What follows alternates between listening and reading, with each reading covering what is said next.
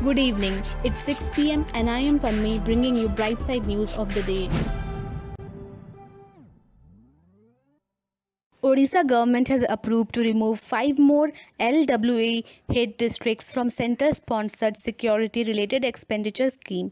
The districts included Angul, Baudh, Sambalpur, Deoghar and Nayagada. With removal of SRE district tag, total 11 districts have been assessed to be free from Maoist activities in span of 2 years, largely due to the impact of security response and good governance by the state government. Huge spike in COVID-19 cases in Odisha. 755 persons tested positive for the deadly virus in the last 24 hours, taking the state's count to 11,956. The cases have been reported from 23 districts. A total of 99.33% students passed the ICSE board exams and 96.82% passed the ISC examination, the results for which were declared on Friday by the Council of Indian School Certificate Examinations, New Delhi. The pass percentage of ICSE went up by 0.79% over last year's 98.54%. The pass percentage of ISC exams increased by 2.02% over last year's 96.52%. Nearly 21 years ago, retired Army Jawan Krishna Chandra Biswal began planting palm, jamun, mango and other fruit saplings along the coastline of his village Gundalaba, which is located in Odisha's Puri district. Today he has planted around 50,000 saplings over an area of 5 km up to the Gumuti Keshav temple of a nearby village, with the hope that his effort will soon result in tree cover that will stand as a bulwark against cyclones and help prevent soil erosion. Sunil Gavaskar, the former Indian captain, turned 71 on Friday. BCCI and ICC's official Twitter handles tweeted their birthday greetings for Sunil Gavaskar, paying tribute to the first batsman to reach 10,000 test runs.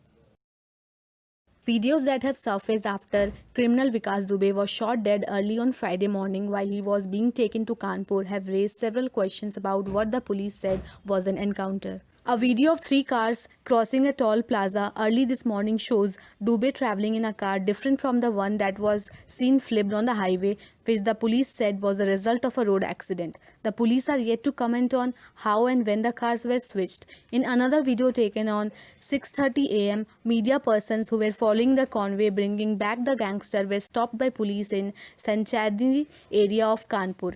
This happened a little while before the encounter took place. The saga of COVID-19 has taken a new turn. According to the global community of scientists, the novel coronavirus can very well be airborne, and now even the WHO is acknowledging the emerging evidence on the matter. In a statement yesterday, the WHO said airborne spread particularly in specific indoor locations such as crowded and inadequately ventilated spaces over a prolonged period of time with infected persons cannot be ruled out. The Joker malware has been found in 11 apps on the Play Store. Checkpoint said that Google has removed all these apps from its App Store. Android users who may have been in any of these apps installed should get them removed immediately.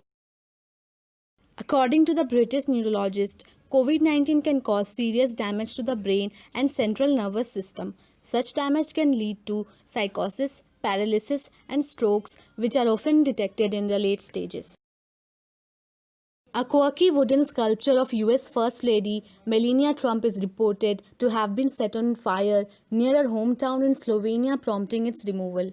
The US Supreme Court has ruled that President Trump's financial records can be examined by prosecutors in New York. The US President Trump called the Supreme Court ruling forcing him to turn over his tax information a witch hunt and a hoax. Manchester United became the first team in the Premier League history to win 4 consecutive matches by 3 or more goals after they thrashed Aston Villa 3-0 on Thursday at Villa Park. The Red Devils extended their unbeaten run to 17 games in all competitions. Thank you for watching, and please visit our website www.karwakispeaks.com for more updates, and please like and subscribe to our YouTube channel.